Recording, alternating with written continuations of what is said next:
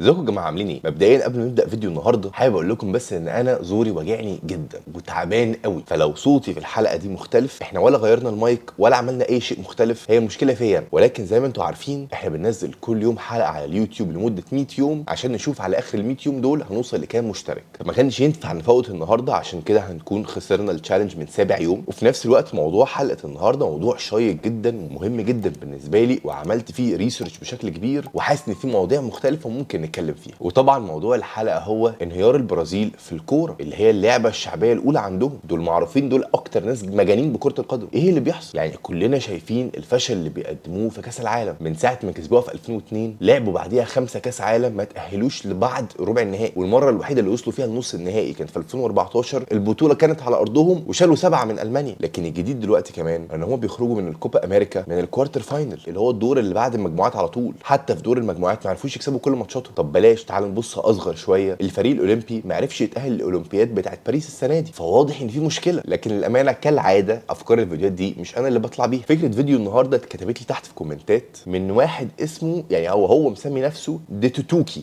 يعني مش عارف بقى ده صح ولا لا، بس يعني هو مسمي نفسه كده، وقال لي ان انا اتكلم عن سر سوء جيل البرازيل الحالي. ولكن انا شايف ان هي مش مشكله جيل حالي بس، هي مشكله اجيال قادمه وفشل بقاله فتره عمال يزيد. بس لو انت حابب التشالنج حتى الان وفكره ان احنا بننزل كل يوم فيديو، اوعدكم ان في مفاجات كتير جايه الفتره اللي جايه، وبمساعدتكم انتوا والاقتراحات اللي بتكتبوها لي تحت في الكومنتات بقدر اطلع بافكار جديده واعمل حلقات تانية بنتكلم فيها عن مواضيع مختلفه. لو انت بقى عاجبك كل الكلام ده ما تنساش اللايك، يعني حاجه مش هتخسر فيها اي حاجه. ساعدني باللايك، الكومنت زي ما انا بقول لك، الشير، السبسكرايب. عايزين نوصل ل 100,000 سبسكرايبر في اسرع وقت. وتعالوا بقى ندخل في الاسباب بتاع الفشل ده. اول سبب واكبر سبب بالنسبه لي هو سبب تكتيكي. لعيبه البرازيل معروفه جدا ان هي مودي، مزاجنجيه شويه، ما بيحبوش التكتيك، بيحبوا يكونوا براحتهم. اللي انا على فكره مش بلومهم على الكلام ده خالص. الكره الحديثه دلوقتي ما بقتش تسمح قوي للمواهب ان هي تبقى براحتها. وحتى لما تيجي تقول لي مثلا على امثله لعيبه برازيليه متالقه في اوروبا زي اكبرهم طبعا فينيسيوس جونيور، وتقول لي يا عمر طب ما فينيسيوس جونيور اهو بيبقى ليه دور تكتيكي مهم جدا مع انشيلوتي ومع ذلك بيتالق. اقول لك ان اولا فكره ان الملعب يبقى موجود فيه 1 أو 2 برازيليين بالستايل ده كفايه.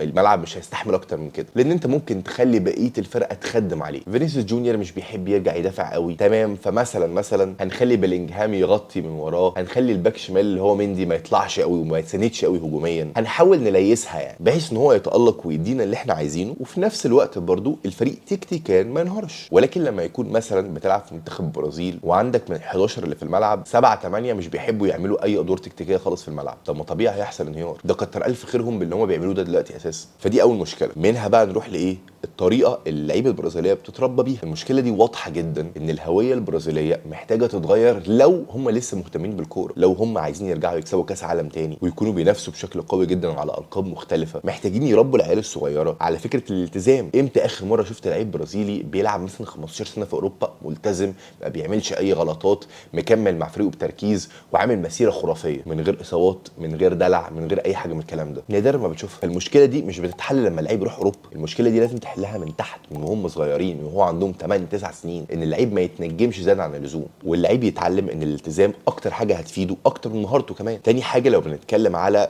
من تحت كده المفروض الموضوع يدار ازاي، في مشكله كبيره جدا للبرازيل دلوقتي ان في سكاوتس كتير بيجوا البرازيل عشان ياخدوا المواهب ويسفروهم اوروبا. ولكن 99% من المواهب اللي بتسافر اوروبا دي السكاوتس بتختار نيمار الجديد، فينيسيوس جونيور الجديد، رودريجو الجديد، كلهم ادوار هجوميه. فالناس البرازيليه الانديه او الكوتشز اللي موجوده في البرازيل اللي عايزه تستفيد من كوميشن حلو، من فلوس جامده من الشخص الاوروبي اللي هيجي وهيشتري اللعيب ده، بيركزوا بس مع اللعيبه دي. ففجاه بتلاقي نفسك في خط الهجوم عندك اوبشنز كتيره جدا في البرازيل، ولكن خط الوسط الدفاعي مثلا مدافعين، سنتر باكس، حارس مرمى، كل دي مش بتلاقي فيها مواهب كتيره قوي. وحتى لما بتلاقي منهم ناس، يعني ناس زي اليسون وادرسون مثلا الاثنين حراس مرمى بيلعبوا في انديه محترمه جدا زي ليفربول وسيتي، ولكن كلها هتلاقيها اجتهادات شخصيه. يعني عمرك ما هتلاقي مثلا ان في سكاوت سافر البرازيل عشان سمعوا عن حارس قوي جدا محتاجين يروحوا يشتروه. هتلاقي لا، ان الحارس ده والله خاله عايش في البرتغال فسافر البرتغال، راح بقى اتمرمط عشان يدخل بورتو ولا بنفيكا، دخل هناك لعب كويس وبعد كده حد في اوروبا شافه واشتراه. لكن في البرازيل نفسها مش بيساعدوا النوعيه دي من اللعيبه، لان هم عارفين ان كده كده مش هيكسبوا من وراها كتير. المشكله الثالثه بقى هي مشكله المشكله من ناحيه اللعيبه ومن ناحيه الاهالي. كان في تقرير طلع واتكلم على الفكره دي، ان في اخر 20 سنه او 25 سنه البرازيل اقتصاديا بقت احسن بشكل كبير، ورغم ان دي حاجه حلوه جدا ونتمناها دايما لكل الدول، الا انه واضح جدا ان الموضوع ده اثر بشكل كبير على الكوره البرازيليه. العيال دلوقتي اللي طالعه في اجواء مش فقيره قوي ما بقتش تستخدم قوي اللعب بالكوره في الشوارع كوسيله ترفيه. بالعكس، انا بابا معاه فلوس، طب ما يشتري لي ايباد واقعد على الايباد في البيت،